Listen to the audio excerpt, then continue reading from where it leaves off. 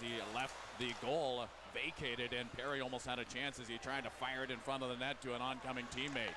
Now Lomas with a shot, and that's speared by the big mid of Gerald Coleman. I tell you what, Gerald Coleman looks very, very confident out there. Now we got a pack of players congregating in the corner in rather boisterous fashion.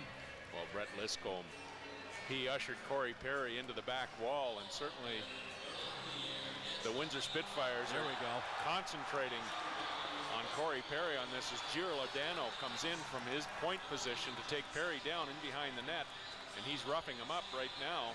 They're trying to get Perry off the ice, obviously. Brett Liscomb is being escorted to the penalty box by the linesman. Logan Hunter's coming over to the penalty box.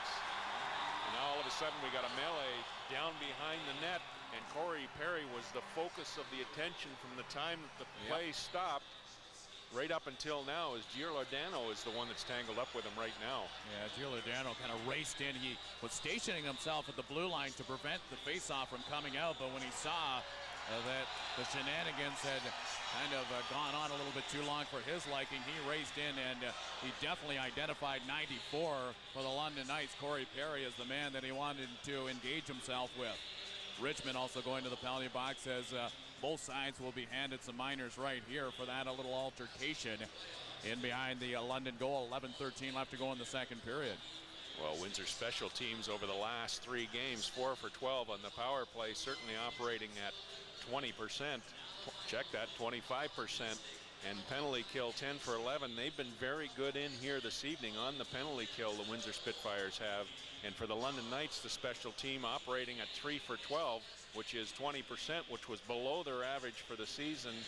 And certainly on the penalty kill, they were 12 for 12 on the penalty kill, a perfect 12 for 12, not 12 for 1 as the screen would indicate to you. But the London Knights special teams have been key to their 110-point season all year long. Best in the OHL, bettering the mark of the Sioux Greyhounds back in 84-85. That club recorded 109 points on the season, as Pat Smola's over there conferring with the penalty box crew, trying to decipher what penalty is going to be handed out. If there's an additional minor, I think it may go to Giallonardo for kind of racing in. He was not involved in the original skirmish, but sort of made himself a part of it before it was said and done. Well, Giallonardo came in, and we get the senior official from the Ontario Hockey League, Pat Smola, with 12 years of experience. He's refereed in 2 Memorial Cups. He's done 2 All-Star games, so certainly they have a key man in here for this matchup this evening at the John Labatt Center. Let's see what happens here. The 2 captains, Greg Kennedy for the Spitfires, Danny Bois for the London Knights, getting an explanation from Pat Smola as to the penalties that are forthcoming here. So we've got Logan Hunter with 2 minutes beside his number 21 on the score clock, and we'll wait and see if that's the odd minor out of this whole thing, as we see the Guelph Storm leading the Owen Sound attack 2-1.